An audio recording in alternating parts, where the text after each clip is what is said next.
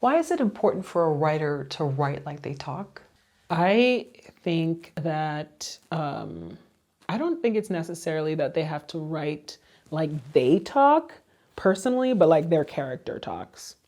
You know, like the more that you like, I base my character. I always have to base my characters on people that I know because that's how I started writing. I started out writing for people that I thought were funny.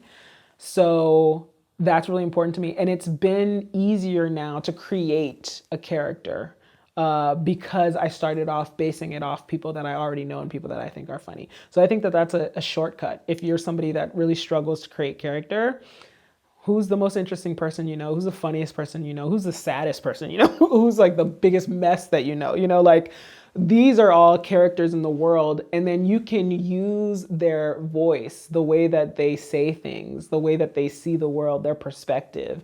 And the more you know that person, the more you know what they sound like, what they'll talk like, how they would respond to a particular scenario. So it's like that is how you practice getting to build characters and hearing the voices of characters so that you can start to create your own characters. And when you start to create your own characters, you realize that you need to know some sort of history about this person. You need to know how they kind of see the world. You need to kind of understand how they would, you know, how would this particular character order a coffee? Would they do it very like, you know, haphazardly, very like, you know, throw away, just give me a black coffee, no sugar or whatever? Or would they be like, I want, you know, oat milk, extra hot, you know, vanilla, whatever? Like that's a different person, right? So everything they do is the way that that person would do it. And just taking that time, it doesn't have to be a ton of time, to just think about where could this person have come from? What could their upbringing have been like? What is a day in their life like? You know, like where do they work? Do they have kids? Are they a man or a woman? All these things like determine how somebody says something. Are they Black? Are they Latina? Are they Jewish? Like, are they Jewish from the East Coast or are they Jews in Florida? Like, you know, all these things determine how somebody would talk.